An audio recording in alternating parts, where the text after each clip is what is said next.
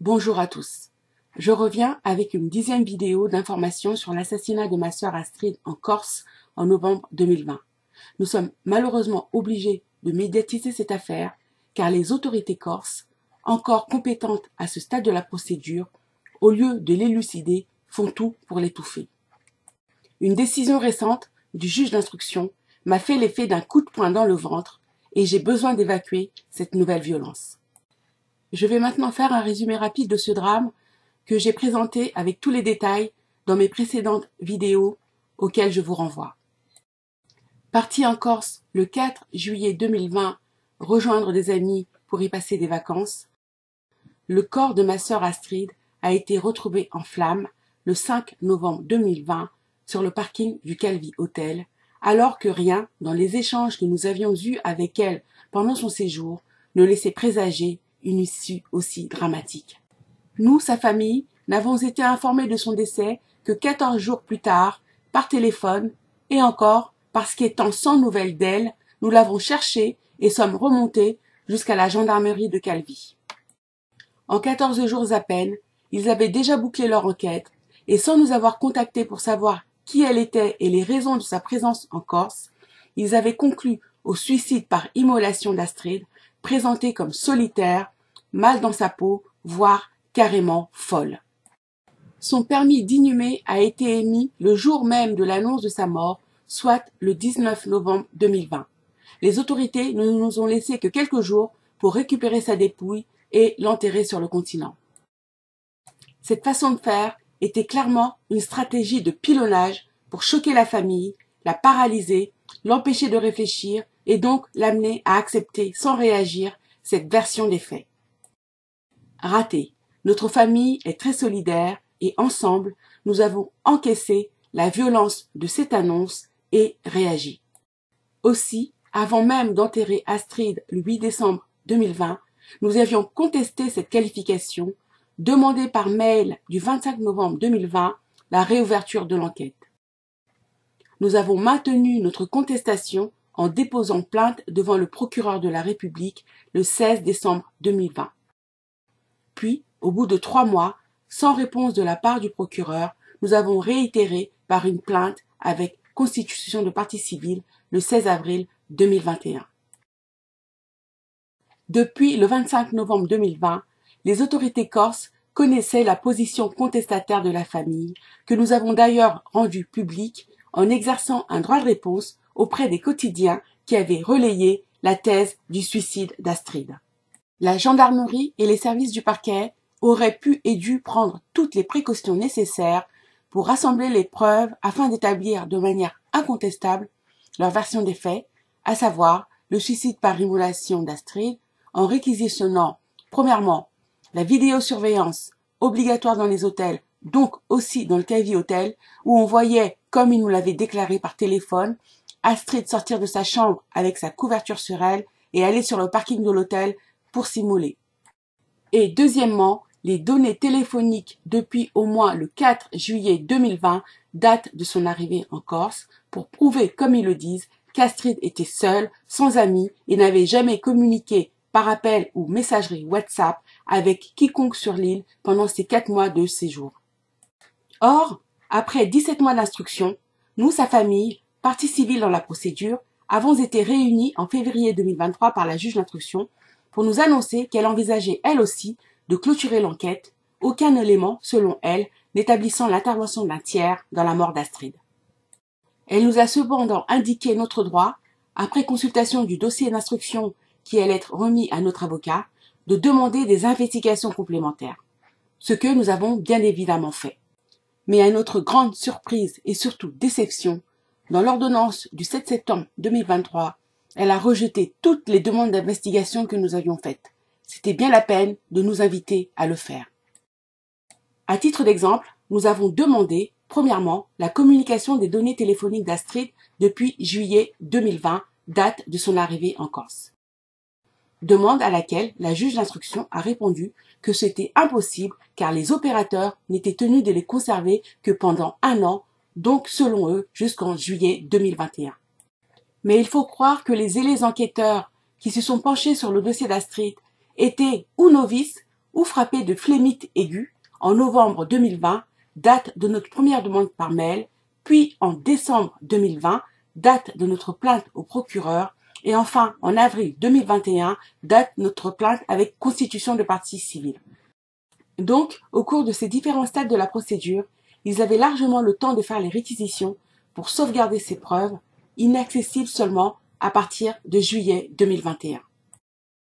Mauvaise volonté quand tu nous tiens.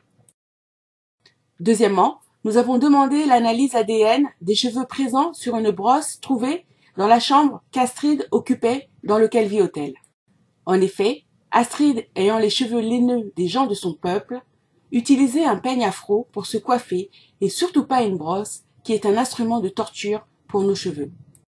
La juge d'instruction a refusé de faire droit à cette demande, ne voyant pas en quoi cette recherche serait utile à la manifestation de la vérité, car selon elle, et je cite, « aucun élément de la procédure ne permet de supposer l'intervention d'un tiers dans la survenue des faits. » Tout ça bien sûr pour ne pas identifier l'utilisateur de cette brosse à cheveux, ce qui aurait fait voler en éclats leurs mensonges sur la solitude d'Astrid pendant son séjour. Troisièmement, dans le sac de carburant trouvé à 1 mètre de son corps, outre les bouchons des bidons d'alcool à brûler et les masques faciaux qu'Astrid a bien sûr sagement rangés à l'intérieur avant de s'immoler, se trouvait également un bocal de cornichons contenant une poudre blanche à l'intérieur. Loin de nous l'idée qu'il puisse s'agir de drogue ou pire de poudre d'activation de la combustion, car il pouvait très bien s'agir de farine, de sucre glace, de maïzena. Astrid aimant cuisiner avait peut-être, en guise de dernier repas, fait un gâteau avant d'aller se suicider sur le parking du Calvi Hotel. Mais pour en avoir la certitude, nous avons quand même demandé l'expertise de cette poudre. Là encore, la juge d'instruction a refusé de faire droit à cette demande, car selon elle, aucun élément de la procédure ne permet de supposer l'intervention d'un tiers dans la survenue des faits. Quatrième et dernier exemple, la demande d'analyse de la culotte que portait Astrid. Bizarrement, la culotte qu'Astrid portait encore sur elle, non brûlée et donc parfaitement exploitable, n'avait pas été, sur réquisition de l'enquêteur zélé, prélevée pour faire des recherches ADN. Non, lui, il avait choisi de faire des recherches sur une culotte de bain noire de marque Tex, taille 40, prétendument trouvée dans la salle de bain de sa chambre du Calvi Hotel. Or, Astrid était une femme potelée, et d'après les constatations du médecin légiste, elle pesait près de 100 kilos. Elle ne pouvait absolument pas porter une culotte de bain de taille 40. Aussi, nous avons demandé au juge de faire des recherches ADN sur la culotte qu'elle avait sur elle. Eh bien, croyez-moi ou pas, cette culotte n'a pas été mise sous scellé avant la mise en bière d'Astrid, et évidemment, la juge d'instruction se trouve dans l'impossibilité matérielle de faire la recherche d'ADN, d'autant que de toute façon pour elle, je cite, la demande d'acte ne repose sur aucun élément de la procédure susceptible de supposer l'intervention d'un tiers dans la survenue des faits. Grâce au dévouement de cette joyeuse bande, celui ou ceux qui ont abusé sexuellement d'Astrid avant de la tuer peuvent continuer à couler de jours paisibles, ça ou leurs traces ADN sont enfermées dans sa tombe. Ces quelques exemples montrent bien que je n'avais pas menti lorsque j'affirmais dans ma vidéo numéro 9 que nous étions face à un mur d'obstruction pour empêcher la manifestation de la vérité dans la mort d'Astrid. Aussi, tout en respectant quand même la présomption d'innocence de ces assassins, commanditaires du contrat sur sa tête, exécutants et complices, et dans un souci informatif légitime de la famille et des vrais amis d'Astrid, je vais me délier de ce secret de l'instruction et dévoiler le contenu de ce dossier, enquête préliminaire et instruction comprise. Car ce secret vise à protéger les investigations et les actes des enquêteurs pour identifier et attraper les coupables. Mais rien de tel dans ce dossier. Donc, garder le secret serait participer moi aussi à l'étouffement de l'assassinat de ma propre sœur. Cette procédure s'est concentrée sur le dernier mois de sa vie, soit octobre 2020, et a été menée de manière descendante en nous maintenant au maximum à distance, et elle n'a pas répondu aux questions légitimes que nous nous posions. Pourquoi, qui et comment a été tuée Astrid? Malgré le peu d'éléments mis à notre disposition, je crois avoir compris ce que l'instruction a tenté de cacher, les événements qui ont conduit à la mort tragique d'Astrid sur le parking du Calvi Hotel. L'examen du dossier a vite confirmé ce que nous soupçonnions depuis le début, le mobile crapuleux, Astrid ayant dépensé des sommes importantes pendant son séjour là-bas. La piste financière était donc à privilégier. Qui a bénéficié de son argent et qui avait intérêt à la voir mourir plutôt que d'avoir à le lui rendre. Dans la présentation de ce dossier, je tâcherai au maximum d'être factuel, mais mes émotions surgiront parfois, car cette enquête a été menée par-dessus la jambe, sans égard à la violence et à l'injustice qu'a subie Astrid. Nous, sa famille, avons également été traités avec beaucoup de mépris. Le procureur, les enquêteurs et le juge d'instruction, insultant notre intelligence, ont essayé de nous faire croire des sornettes. Leur attitude arrogante fait perdre un temps précieux et aussi beaucoup d'argent à l'institution judiciaire, puisqu'avec notre avocat, nous allons devoir multiplier les recours juridictionnels pour contester le résultat de leur enquête. Mais surtout, cette joyeuse bande, méprisant notre demande légitime de vérité et de justice pour notre sœur, nous empêche de faire notre travail de deuil. Avec cette 10e vidéo, vous pourrez juger par vous-même si nous, sa famille, sommes dans un déni irrationnel du suicide d'Astrid et si dans cette affaire, comme l'affirment les autorités, procureurs, enquêteurs et juges d'instruction, il n'existe absolument aucun élément permettant de supposer l'intervention d'un tiers dans la survenue de la mort d'Astrid. Les éléments du dossier établissent qu'Astrid est arrivée à Bastia le 4 juillet 2020, puis le même jour est allée à Cargèse où elle a séjourné plusieurs jours. C'est de là qu'elle avait pris un soir la photo de ses amis, dans une période de plage que d'ici, grâce à Google Maps, nous avons identifiée, contrairement aux zélés enquêteurs de Corse. Ils n'ont d'ailleurs pas cherché à savoir comment, avec tous ses bagages, Astrid a effectué ce même jour 4 juillet ce trajet de près de 200 km, puisqu'aucun règlement de carte bancaire n'est apparu dans ses relevés. Astrid, n'ayant pas pu faire de la téléportation, a bien été récupérée par ses amis qui l'avaient invitée sur l'île. Les éléments du dossier donnent une 3e version de cet incident survenu le 13 août 2020 dans un hôtel à Calvi et qui avait nécessité l'intervention des gendarmes. Le gendarme colérique en charge de l'enquête préliminaire nous avait servi 2 versions. La première, dispute entre voisins de chambre pour une histoire de bruit. La deuxième, différends financiers entre Astrid et le gérant de l'hôtel. Voici donc la 3e et unique version contenue dans le dossier d'obstruction.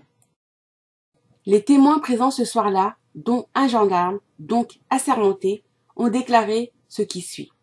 Astrid, qui avait passé une nuit dans cet hôtel, ne voulait pas le quitter alors que le responsable de l'établissement lui avait dit ne plus avoir de chambre libre pour elle. D'après leur déposition, Astrid a malgré tout refusé de partir et a déambulé toute la journée avec ses multiples sacs et bagages dans le couloir de l'hôtel, tenant des propos incohérents, ce qui a nécessité donc l'appel des gendarmes pour la déloger. Les témoins ont dit qu'Astrid semblait déconnectée de la réalité, se parlant à elle-même. Les gendarmes ont quand même accepté de la prendre dans leur véhicule alors qu'elle continuait à tenir des propos totalement incohérents. Pour moi, si cette description est vraie, Astrid faisait une bouffée délirante. À ce titre, les gendarmes auraient dû la protéger en la conduisant ce soir-là dans un établissement hospitalier afin qu'elle soit prise en charge et que la famille soit prévenue pour que nous fassions le nécessaire pour rapatrier notre sœur vivante. Étonnamment, il faut croire qu'en Corse, rien ne se passe comme partout ailleurs. Les gendarmes ont conduit Astrid non pas à l'hôpital, mais dans un autre hôtel, le Home, où elle a séjourné pendant plusieurs semaines sans que personne dans cet établissement ne constate le comportement déconnecté décrit par les gendarmes et les responsables du précédent hôtel. Et c'est même tout à fait le contraire.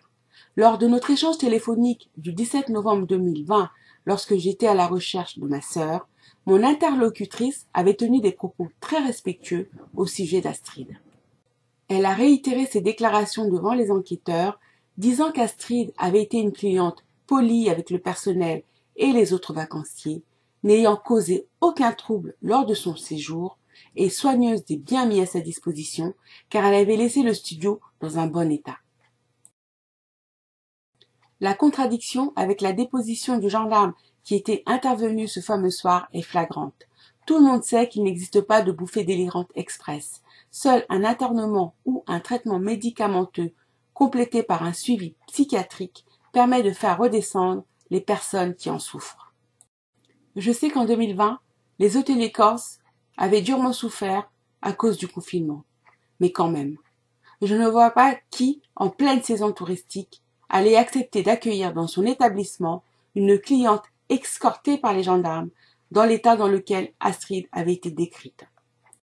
Pour moi, cette troisième version est mensongère et ne vise qu'à salir l'image d'Astrid et lui imputer la responsabilité de l'intervention des gendarmes, permettant ainsi au gérant de cet hôtel de cacher la vraie cause du litige et notamment le montant qu'il réclamait à Astrid. Il ne pouvait pas s'agir du simple prix d'une chambre d'hôtel qui est connu à l'avance car affiché dans l'établissement.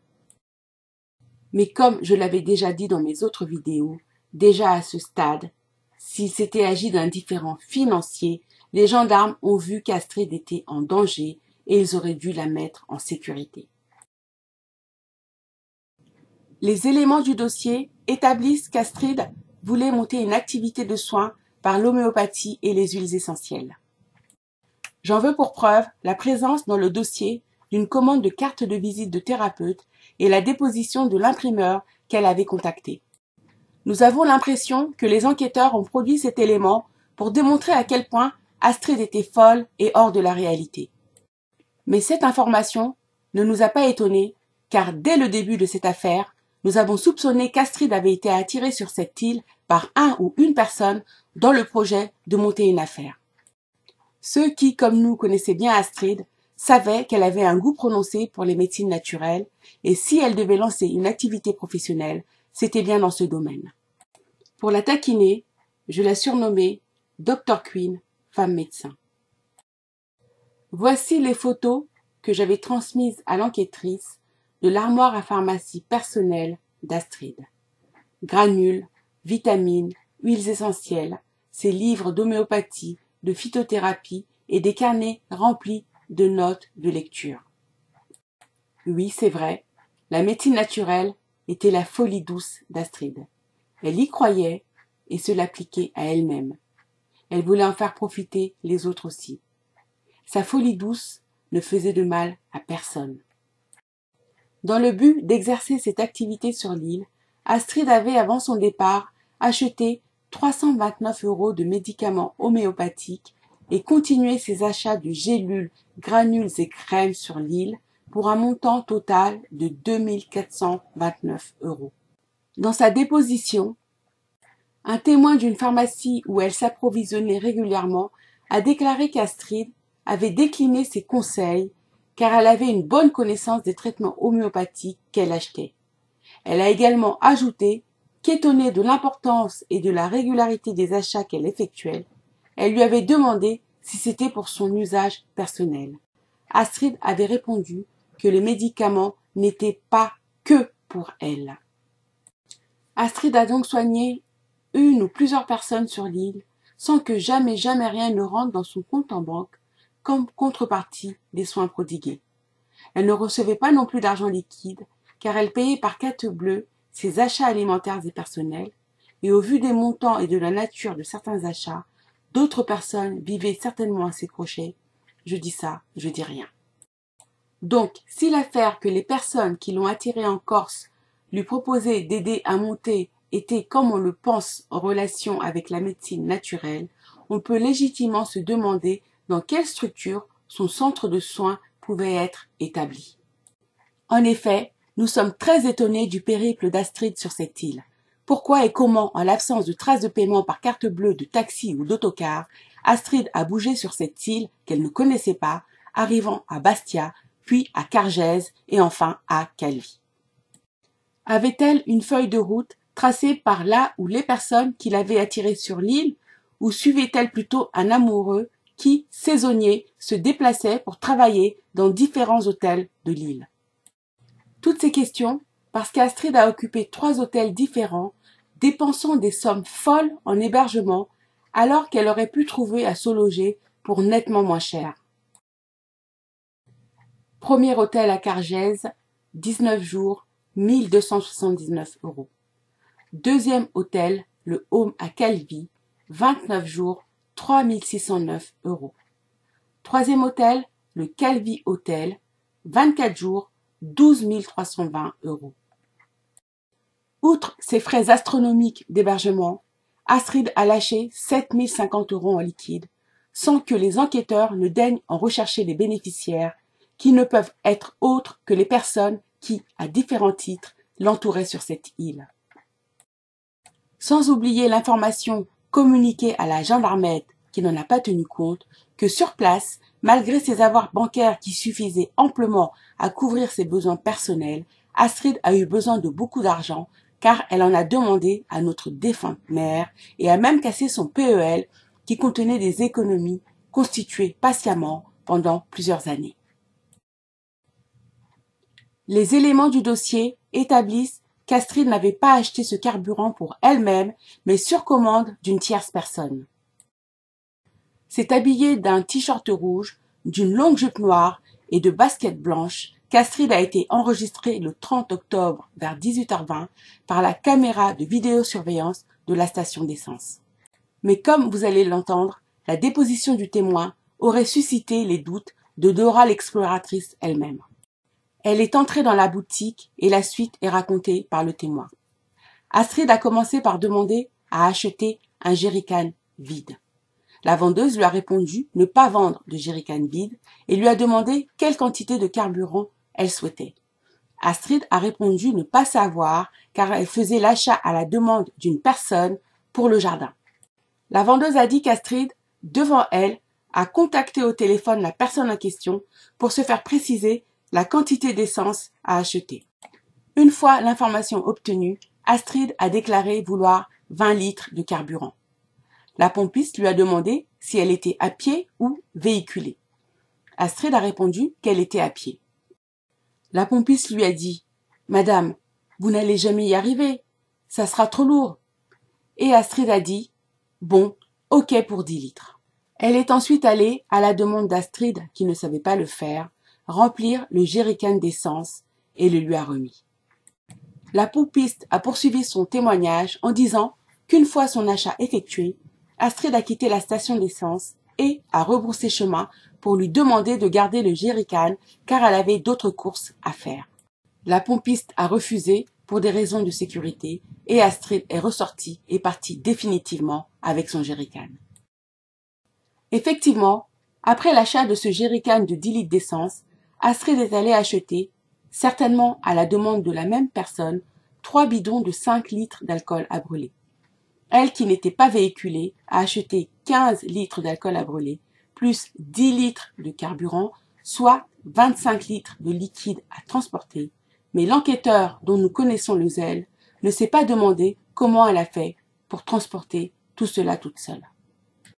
La déposition de la pompiste a été faite le 7 novembre 2020 dans le cadre de l'enquête préliminaire ouverte quelques jours donc après la découverte du corps d'Astrid le 5 novembre 2020 sur le parking du Calvi Hotel. Si la pompiste avait décelé une fragilité psychiatrique, douté de l'utilisation déclarée pour cet achat, ou pire, suspecté une intention suicidaire d'Astrid, elle ne lui aurait jamais vendu ce carburant. À ce stade déjà, au vu des déclarations de ce témoin, la thèse de l'achat, motivée par une intention personnelle et suicidaire d'Astrid, ne pouvait pas être retenue. Pourtant, pour cet enquêteur chevronné, cet achat était un acte préparatoire à un suicide qui allait intervenir, on ne sait pourquoi, 6 jours après. Or, à cette date du 7 novembre 2020, où les listings téléphoniques étaient encore accessibles, il ne s'est même pas donné la peine de faire les réquisitions auprès des opérateurs de téléphonie pour identifier le ou la mystérieuse interlocutrice à l'origine de cette commande de carburant pour le jardin. Prenant visiblement cette affaire à la rigolade, car il avait déjà reçu l'ordre sur la conclusion qu'il devait retenir, suicide par immolation, il a poussé le mépris pour la vérité et la cruauté pour Astrid, jusqu'à écrire dans son PV du 7 novembre, dans lequel il a inséré des captures d'écran de la bande vidéo, des commentaires très désobligeants et choquants. Premier commentaire de cet enquêteur à l'arrivée d'Astrid à la station-service, et je cite « Elle remarque la caméra elle prend la pause. Comme si Astrid se prenait pour une star de cinéma. Deuxième commentaire, lorsqu'Astrid sort de la boutique avec le jerrycan d'essence dans la main, et je cite. Gros plan de son visage, l'expression visible semble montrer une forme de satisfaction d'avoir pu réaliser cet achat de carburant. Je répète, l'expression visible semble montrer une forme de satisfaction d'avoir pu réaliser cet achat de carburant. Cela m'a brisé le cœur de lire ça. Comme si, après avoir recueilli le témoignage de la pompiste, il n'avait pas compris qu'une personne avait fait acheter à Astrid le carburant qu'ils utiliseraient quelques jours plus tard pour la brûler. Aucun respect, aucune compassion pour notre petite Astrid maintenant qu'elle était morte. La continuité de la même attitude que lorsqu'elle était vivante. Car ils devaient être très nombreux à savoir qu'elle était séquestrée dans sa chambre du Calvi Hotel avant son exécution méticuleusement préparée. Mais personne n'a rien fait. Comment puis-je avoir du respect et de la considération pour ce genre d'individu? Je comprends maintenant pourquoi mon insolence et mon insistance à critiquer dans mes mails son enquête l'avaient énervé. Il savait que tôt ou tard, j'allais accéder au PV minable qu'il avait rédigé dans cette enquête préliminaire bâclée, reflet de sa propre pusillanimité. Donc, en cette fin de journée du 30 octobre 2020, après l'achat de ce carburant et d'autres courses, notamment les bidons d'alcool à brûler, Astrid a certainement été ramenée en voiture avec tous ses cabas au Calvi Hotel, sa dernière adresse. Ce 30 octobre au soir, nous avons eu une longue conversation aux environs de minuit. Et je vous l'avais déjà dit dans mes précédentes vidéos, Astrid allait bien et voulait louer une voiture pour continuer à visiter l'île, voulant probablement quitter Calvi et donc le Calvi Hotel.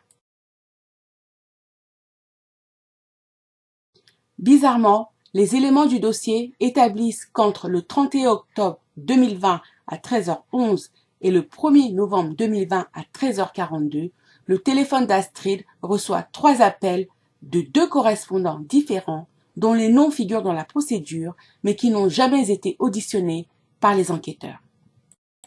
Puis, plus aucun appel et à partir du 2 novembre 2020 à 4h du matin, des datas sortants, donc des appels WhatsApp, sont enregistrés.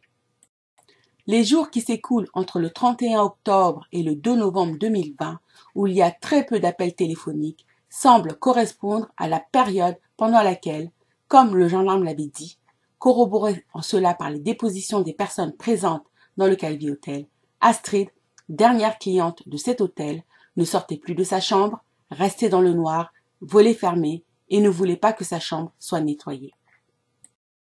S'agissait-il d'une nouvelle bouffée délirante non signalée aux autorités sanitaires, ou plutôt, comme nous le pensons, d'une séquestration d'Astrid agressée dans sa chambre après la conversation téléphonique que j'avais eue avec elle le 30 octobre au soir. Pourtant, les enquêteurs n'ont pas douté de la bizarrerie des dépositions sur l'enfermement volontaire d'Astrid. Le dossier d'instruction contient des centaines de lignes de listing téléphonique du 12 octobre au 12 novembre 2020 pour faire du remplissage et nous décourager d'aller regarder dedans. Mais une fois encore, raté. Voici ce qu'on a remarqué. Le 2 novembre 2020, à 4h du matin, le téléphone d'Astrid a borné route de Chizu-Soprano à Propriano, soit à 200 km de la zone où il bornait d'habitude, à savoir avenue Christophe Colomb, près de l'hôtel Calvi. Il y a eu, ce jour du 2 novembre, entre 4h du matin et 22h, plusieurs allers-retours entre le bornage habituel à Calvi et ce bornage lointain, route de Chizu-Soprano à Propriano. Le téléphone d'Astrid a recommencé à borner normalement et uniquement à Calvi à partir du 3 novembre à 3h du matin. Je rappelle qu'Astrid n'était pas véhiculée et d'après les enquêteurs et les témoignages de certaines personnes, elle était une femme isolée. Pour nous, la famille, ces 4 jours de silence radio d'Astrid, entre le 31 octobre et le 3 novembre, sont excessivement suspects et laissent envisager un scénario terriblement macabre. Astrid a été conduite à Propriano le 2 novembre vers 4 heures du matin pour y être exécutée. Puis son corps a été ramené à Calvi le 3 novembre vers 3 heures du matin où il a été caché, probablement sur le parking du Calvi Hotel. Les éléments du dossier établissent que c'est à partir de ce 3 novembre qu'Astrid, qui ne mangeait plus car il n'y a plus eu d'achat alimentaire payé par carte bancaire entre le 31 octobre et le 2 novembre, a recommencé à s'alimenter et a fait entre le 3 et le 5 novembre des achats pour le montant de 258 €, montant astronomique pour une femme seule, vivant prétendument recluse dans sa chambre et ayant, d'après les enquêteurs, résolu de se suicider 2 jours plus tard, soit le 5 novembre 2020. Étonnamment, dans cette période du 3 au 5 novembre, Astrid a aussi acheté un conteneur de poubelle de 25 litres, alors que, résidente du Calvi Hotel, elle n'avait pas besoin d'acheter ce genre d'équipement. Par ailleurs, les factures détaillées, FADET dans le jargon des enquêteurs, montrent qu'Astrid a repris ses appels téléphoniques le 5 novembre dans l'après-midi, moment où peut-être, pour faire des adieux silencieux, elle a contacté des membres de sa famille et des amis entre 14h46 et 17h48. Étonnamment, ce jour-là, donc 5 novembre, suite à son appel de 14h46, ma sœur Brigitte l'a rappelé 1 heure après, soit à 15h43, mais elle n'a jamais eu Astrid au bout du fil. Visiblement, une personne a passé tous ses appels du 5 novembre pour donner une illusion de vie d'Astrid. Les éléments du dossier établissent que le corps d'Astrid a été retrouvé en flammes sur le parking du Calvi Hotel. À 1 mètre d'elle environ, se trouvaient 3 cabas de course, 3 bidons de 5 litres d'alcool à brûler, dont 2 intacts dans le sac, un à l'extérieur partiellement brûlé et un jerrycan de 10 litres. D'après le gendarme enquêteur qui nous avait appris la macabre nouvelle au téléphone, Astrid était sortie de sa chambre d'hôtel avec ses couvertures sur elle pour commettre son geste suicidaire. Le PV dressé ce soir-là nous donne une étrange précision, car son corps a été découvert, et je cite, « sous les arbres, protégé d'une vue directe depuis la route par une végétation bien présente formant un rideau naturel. » Malgré ce lieu d'immolation insolite, les enquêteurs veulent aussi que nous croyions qu'Astrid s'est cachée pour se donner la mort.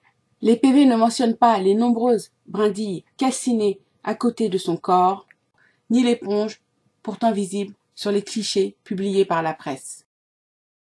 Pire, les PV ne mentionnent pas la présence de l'un des premiers témoins de la scène, celui qui avait lutté contre le feu allumé sur le corps d'Astrid.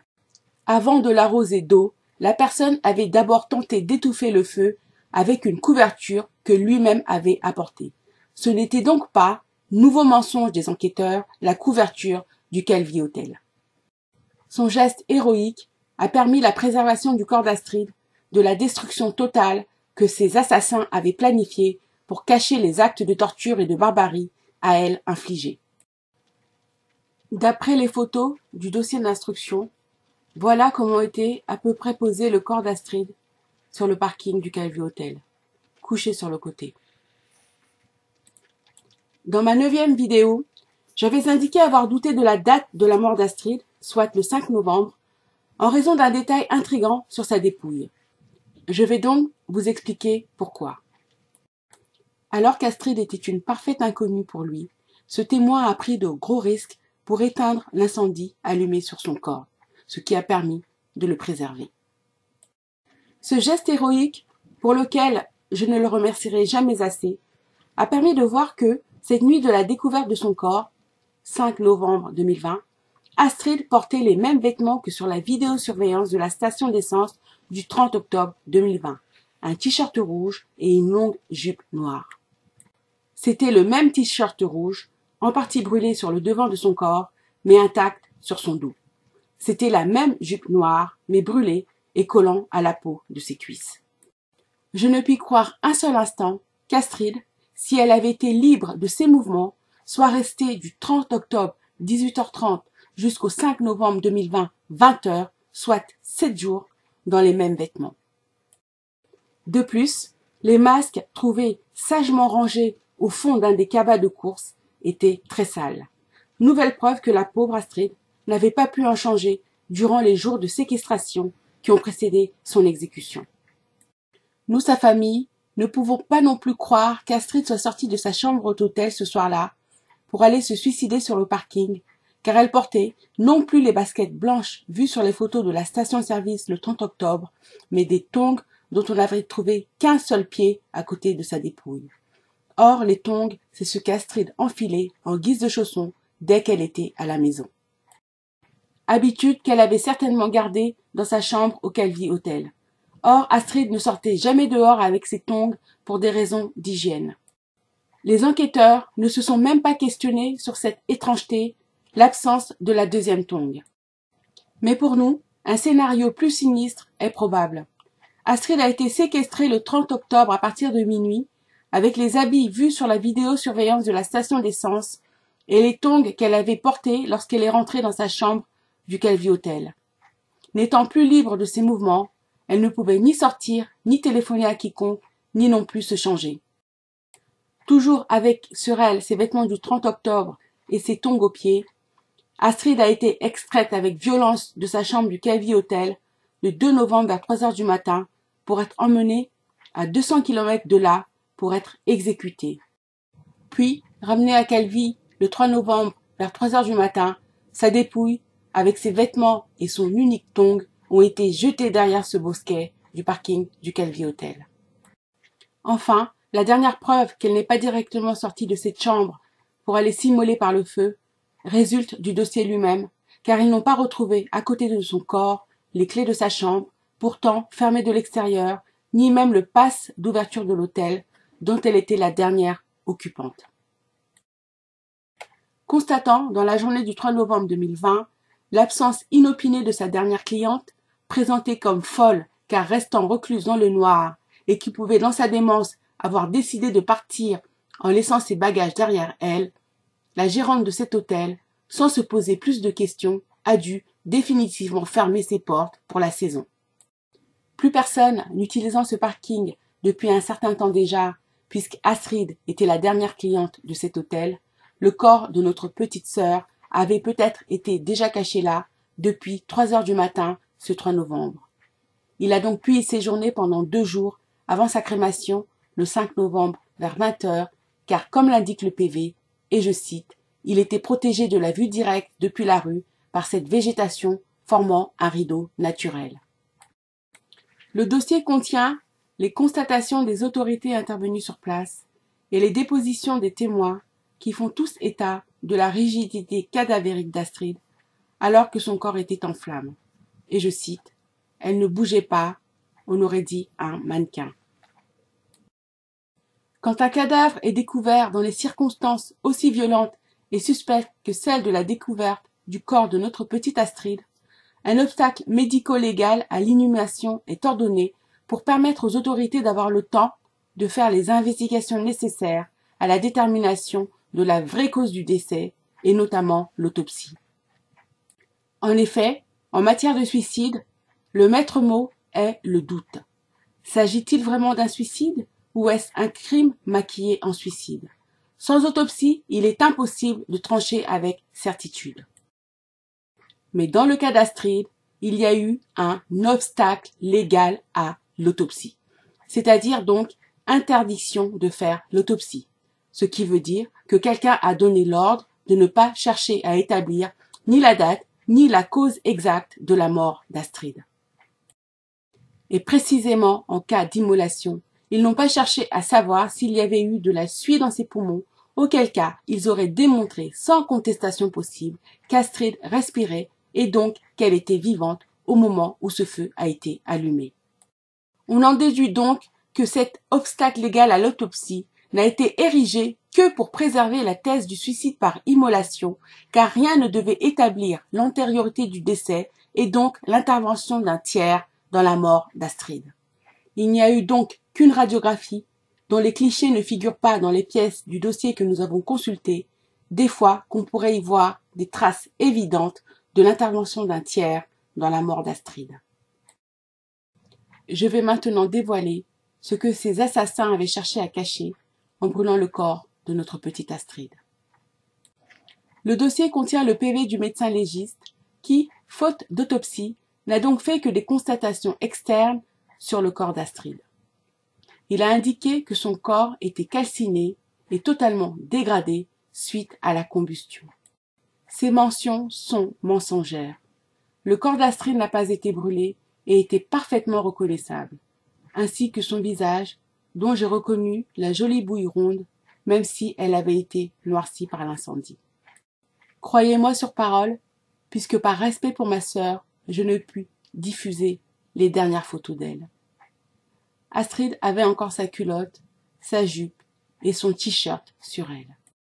En examinant attentivement la photo de la dépouille de ma petite sœur Astrid, j'ai pu voir que le t-shirt qu'elle portait était ouvert au milieu, une coupure droite, comme faite avec un ciseau, du bas jusqu'au milieu de sa poitrine, laissant voir son ventre.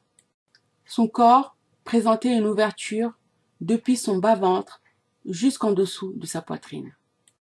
Je n'affabule pas, puisque le médecin légiste l'a vu aussi, car il indique dans son PV, et je cite, « L'abdomen, face avant des cuisses et pieds, sont fendus sous l'effet de la chaleur. » Mais pourquoi le feu causerait la fente du pied, des cuisses et de l'abdomen, et pas celle du dos d'Astrid qui était intacte? Cet homme, ce professionnel dois-je dire, a menti, et je lui laisse la responsabilité morale de ses écrits. Je le redis donc, grâce à l'intervention de ce témoin héroïque, le corps d'Astrid n'a pas été brûlé. La coupure pratiquée sur son ventre était toute droite, comme faite avec un couteau ou avec un scalpel. Je ne sais pas si, avant sa mort, notre petite Astrid a été torturée et son abdomen ouvert pour enlever un bébé qu'elle portait ou pour prélever ses organes. Je n'ose même pas imaginer la souffrance qui a dû être la sienne avant de nous quitter. C'est pourquoi je ne lâcherai rien. Je ne pardonnerai jamais. Les fadets du dossier montrent que la puce du téléphone d'Astrid a continué à borner jusqu'au 12 novembre 2020 au phare de la Revalata à côté de Calvi. Les auteurs de cet acte abject, sûrs de leur impunité, n'ont même pas cherché à se faire discrets après leur crime odieux. Or, le téléphone d'Astrid, dans sa chambre d'hôtel lors de la perquisition des gendarmes, était sous scellé. Mais les enquêteurs, dont le zèle n'est plus à démontrer, n'ont pas dû se rendre compte que sa carte SIM avait été prélevée.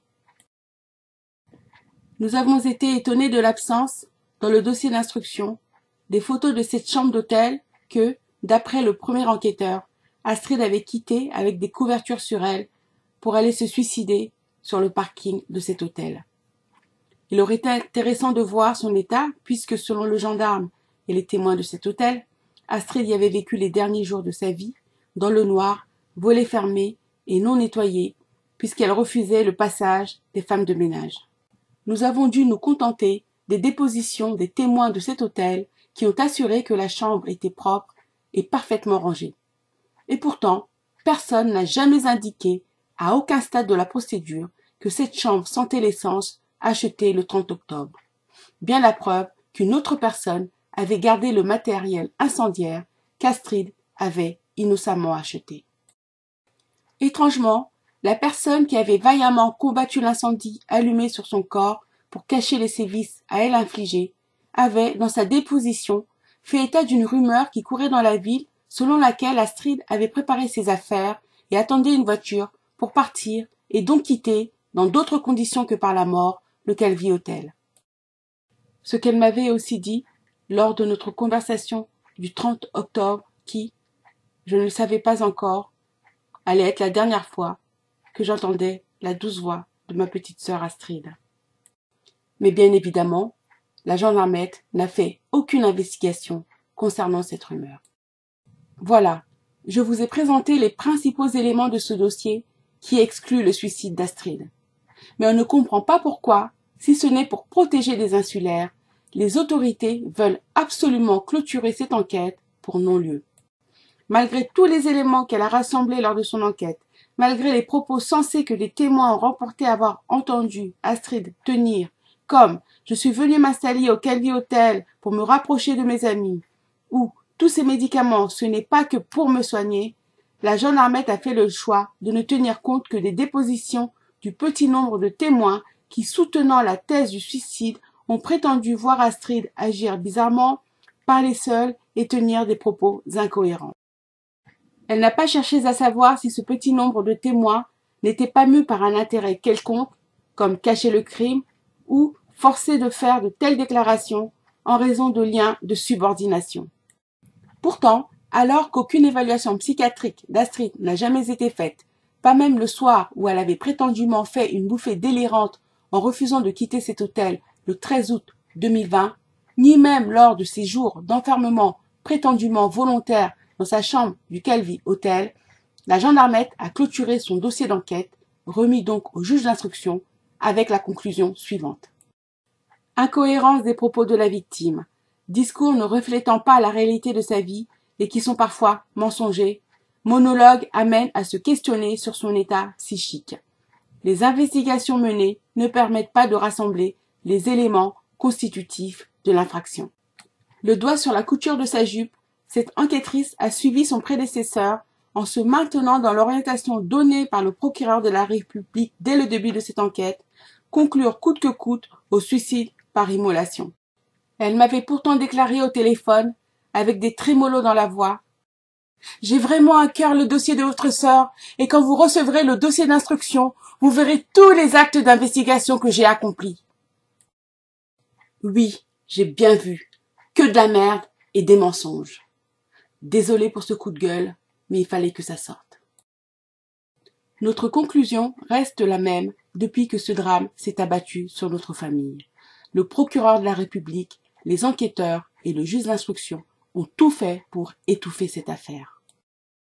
Car l'enquête préliminaire n'a pas fait les réquisitions pour garder l'historique des contacts téléphoniques d'Astrid, a interdit d'autopsier son corps, n'a pas prélevé la culotte qu'elle avait sur elle, n'a pas tiré les conséquences des témoignages qui écartaient le suicide comme cause de sa mort, notamment la pompiste qui a dit qu'Astrid avait acheté le carburant à la demande d'une tierce personne et que son corps était en rigidité cadavérique le jour de sa découverte.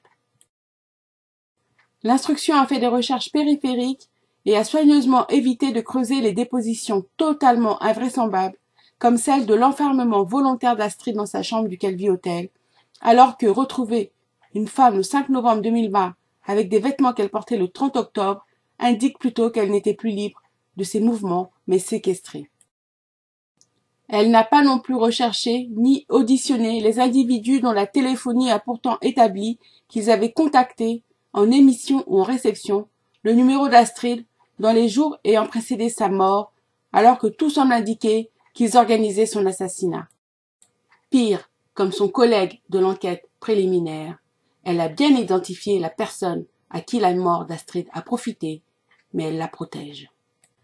Vu le zèle déployé pour étouffer cette affaire, on n'a visiblement pas affaire à des fonctionnaires apeurés et craignants pour leur vie. Non, plutôt des agents au service, non pas du public, mais d'un système qui va les protéger, quoi qu'ils fassent. En tout cas, c'est ce qu'ils croient. Je laisse cela à leur conscience, sachant pertinemment que viendra un jour où ils devront en répondre devant une autorité bien plus puissante que leur hiérarchie terrestre. Malgré leurs gesticulations, la vérité sur l'assassinat d'Astrid a, grâce à cette vidéo, déjà éclaté. Le dossier tronqué qui a été monté pour la cacher ne résiste pas à un examen sérieux, et j'espère vous l'avoir démontré. Une fois n'est pas coutume, je vous demande de commenter cette vidéo en écrivant juste « suicide » si vous pensez que les autorités ont raison, ou « assassinat » si vous pensez que c'est nous, la famille d'Astrid, qui avons raison. Pour l'heure, merci pour votre écoute, vos soutiens et vos prières. Et pour que les risques que j'ai peut-être pris en faisant cette vidéo ne soient pas vains, mais surtout pour que justice soit rendue à Astrid, partagez en masse. Merci.